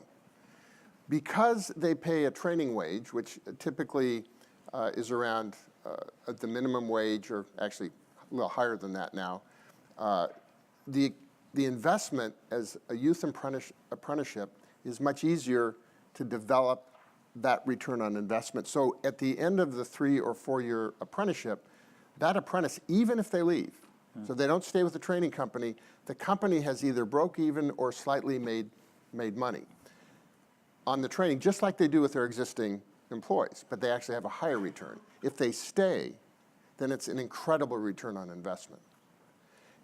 So that ROI drives the system. Internships are very valuable at the high school level to do career exploration. However, there is no return on investment for the business. So it will never scale. It'll be like pulling teeth to get a few hundred, maybe 1,000, a few thousand, but you will never serve the kind of numbers that they do in other countries because simply there's no return on investment.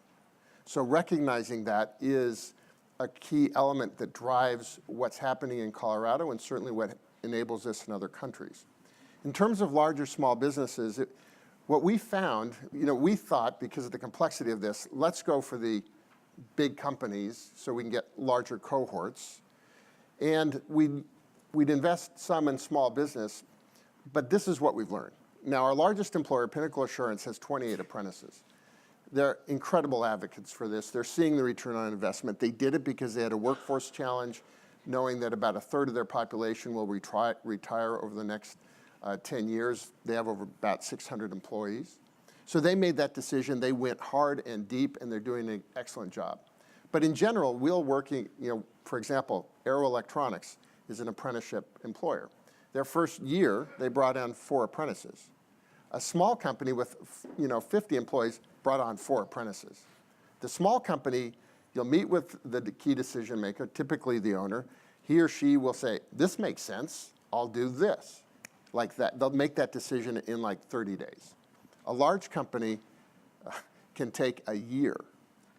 We're working with a very large healthcare company. They're taking on 20 apprentices this next year. It took us 2 years to move through that sales cycle.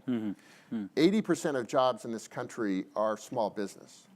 Apprenticeships work just as good, I would say almost better, in small businesses than in large businesses. And why do I say better? A lot of large companies, they're brand names. And so people go there. They might have one position, 100 people apply for it. Now, I would tell you, even then, those large companies would be better off to do what Swisscom does in Switzerland. 10% of their workforce, 800 of their employees, of 8,000 are apprentices, because that system creates innovation for that company, and it's actually a better way to develop the workforce, and those employees stay longer. So I tell you, it works in large and small, but we're not discounting the small businesses at all. In fact, we're pushing harder to engage with them and grow that cohort at the same time that we're still going after the big companies, but not exclusively. Brilliant. I've got 2 more coming. Thank you, Bill. Did you want to quickly make a comment before I? I would just add on to what Neil is saying. Even if you think about work-based learning experiences for students in schools in rural communities, I mean, small business is playing a huge role in being able to deliver those experiences to young people at scale. And if you think about it from a regional perspective, it's a really important element of the work. I'm going to take 3, so you might want to take a pen, just in case, because I'll get at least 3 contributions, and then we can determine how you might want to respond. So let me go here first. Good morning.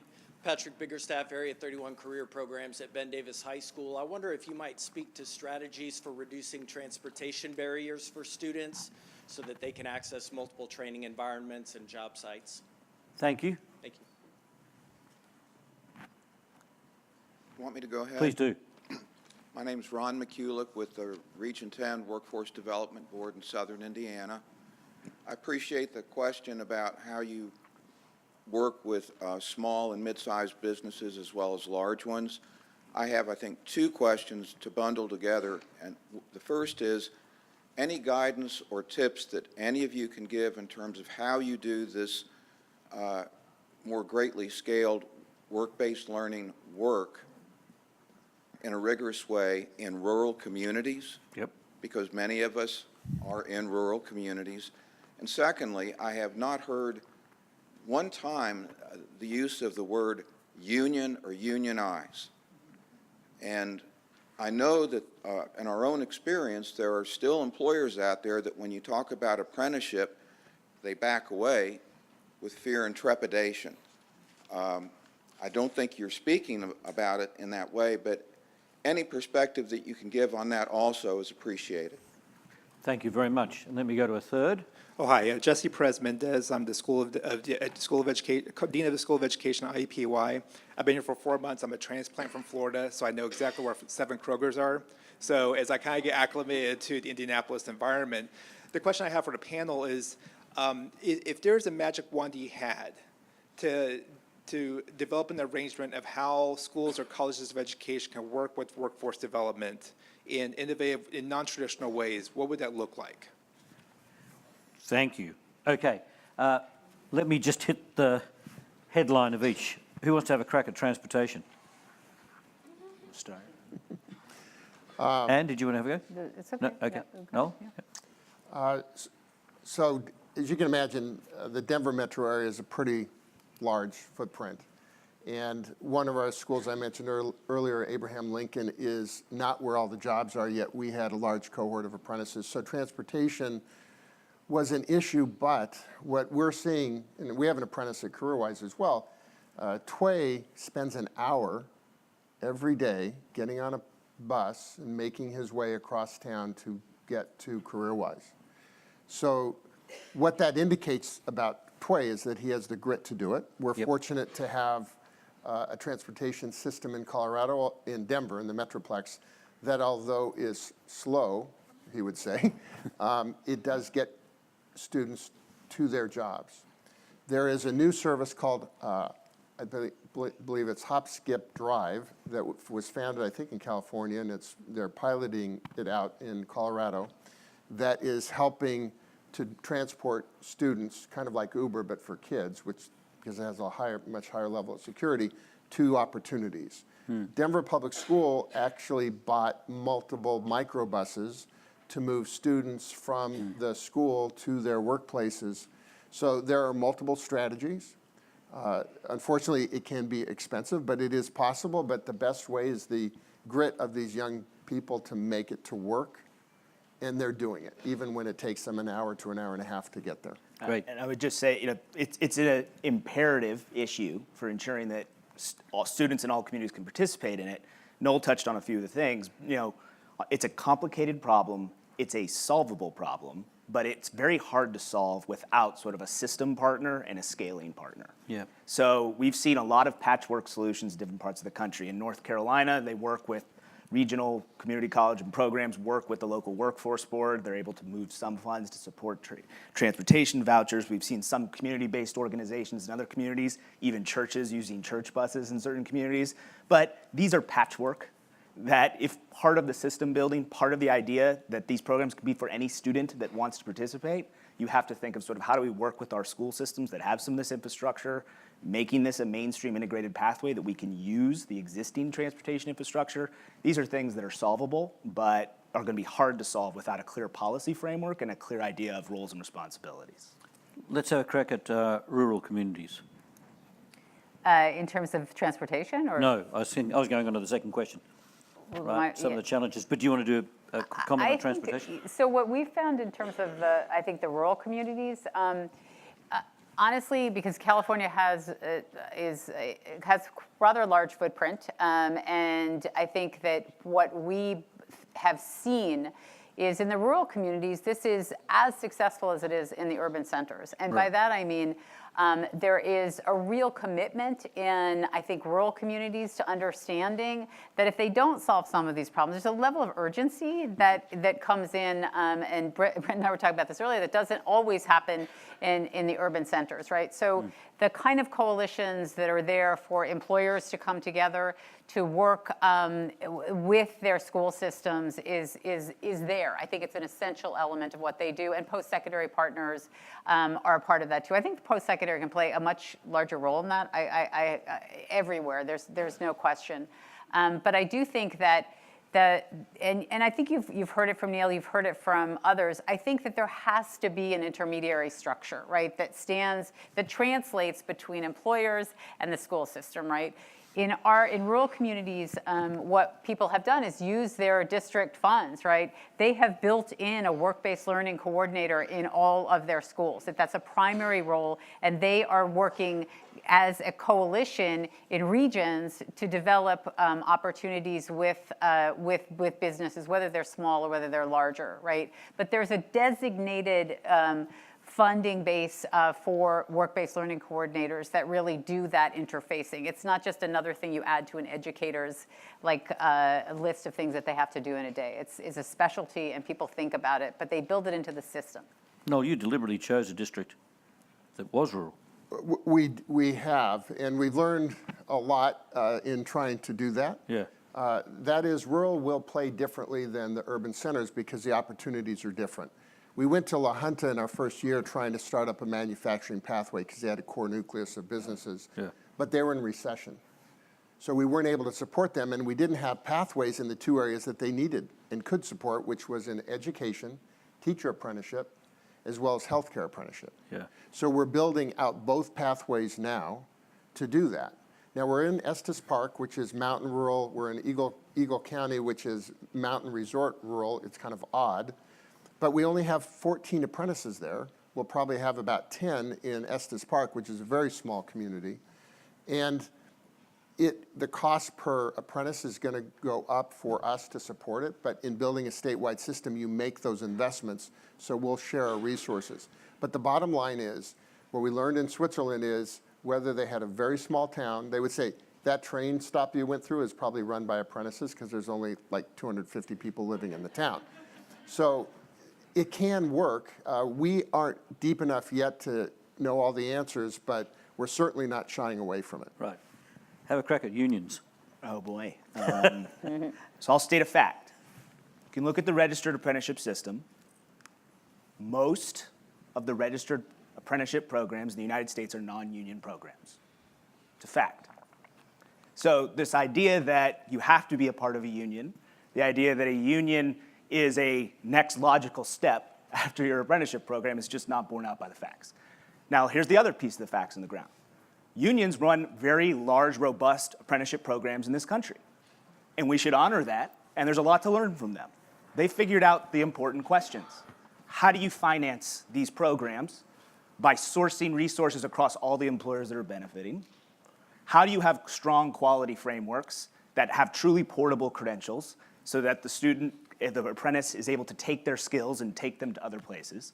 These are all lessons learned from a framework standpoint, but just because those industry sectors use their unions, in other industry sectors, that's not going to be the case. Where we look at most of where the youth apprenticeship programs are growing in this country, most of them are concentrated in non-traditional industry sectors.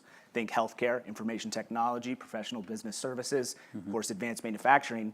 Unions are not really involved in those programs in any of the programs we've studied across the country. Some of them run pre-apprenticeship programs that connect with high schools, but the youth apprenticeship programs we studied are really relying on intermediaries that can be nonprofit organizations like CareerWise. Community colleges have played this role, chambers of commerce have played this role, that are working with multiple employers across their industry sector. So it's a myth in the sense that it's a requirement in any sense. It's a myth in that it's a step in a progression. But that's not to say that in this country we have a history of it, and we should learn and take from that and adapt it to new industry sectors. And the only thing I'll add to that is from the beginning, we involved the unions. They came on the Swiss trip with us. Yep. The governor appointed a union member to the Bell Commission, which oversees this at the state level. And for all the things that Brent said, he is so right. They do this well. They've been doing it for generations, and we shouldn't be afraid of them.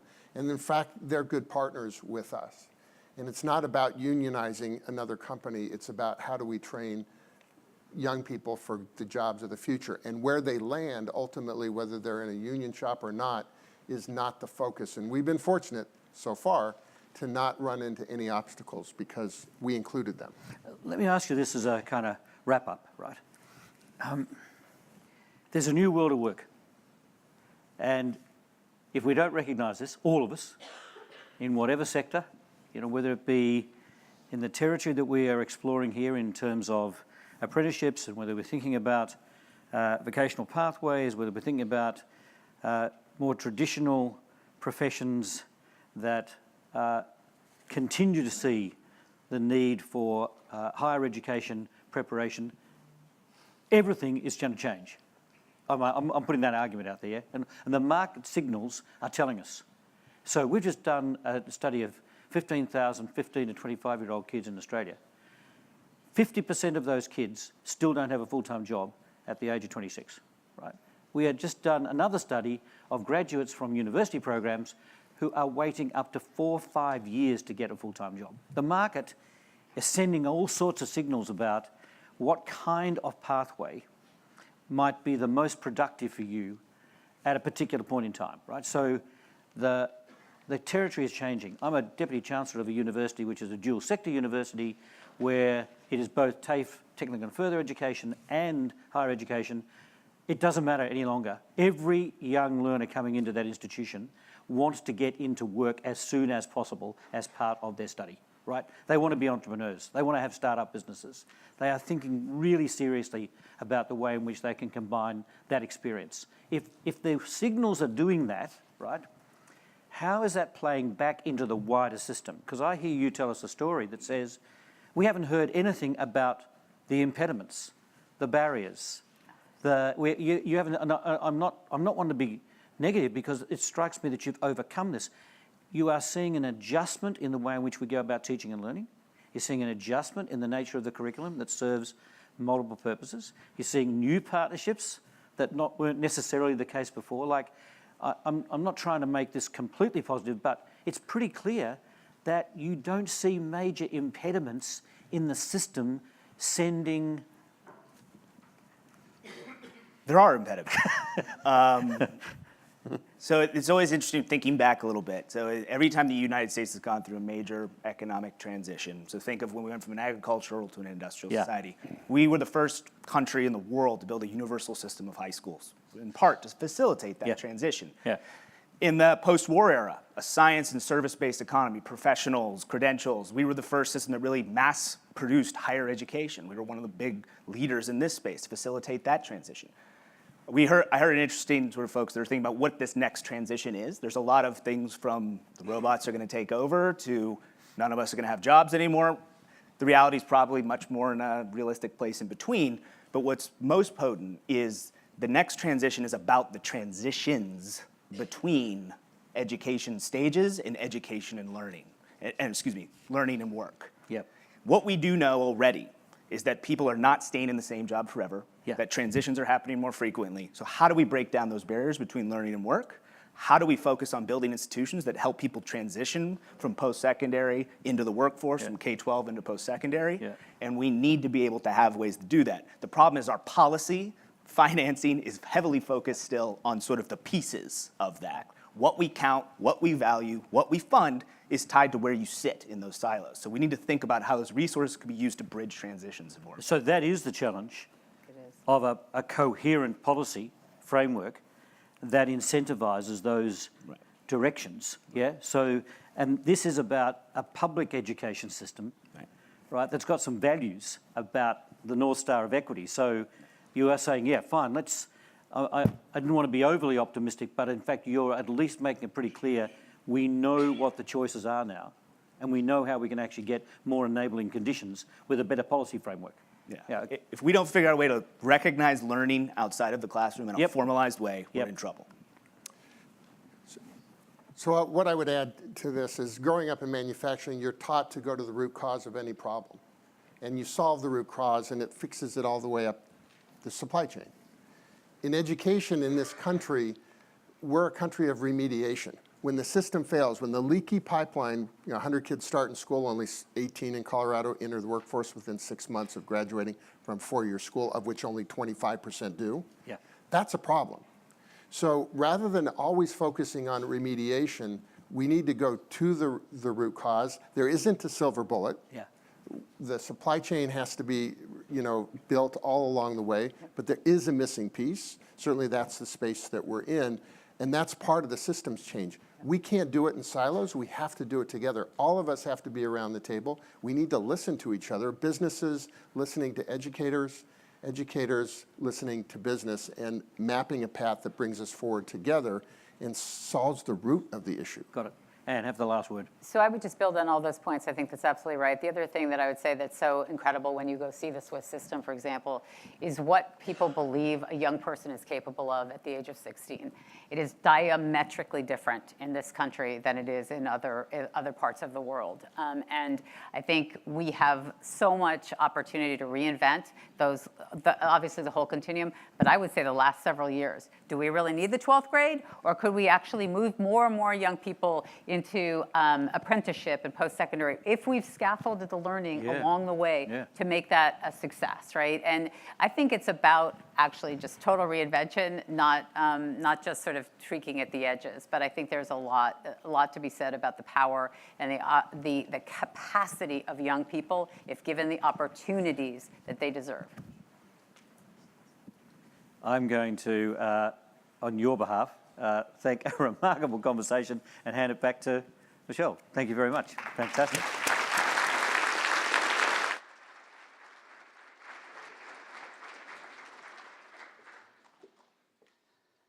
Well, again, I would thank our panelists. I know I am fortunate to have the opportunity to be connected to these folks and to bring them to legislators on a regular basis. And I knew if we were going to do this conference here, it would be really valuable for you to hear about their experiences so that you can understand and learn from the work that they've been doing. So again, help me thank our panelists.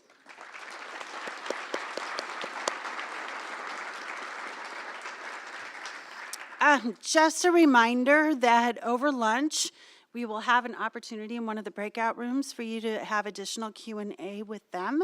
So be thinking about the questions that you might have for them during that conversation. At this point, we're going to have a break. We need you to be back in here at 10:45 sharp, and we will begin our session with Danny Lopez and Daryl Zeck, who will be talking about the work that they're leading here in Indiana in this space and the policy work that they're doing. So be sure to be back in here right at 10:45.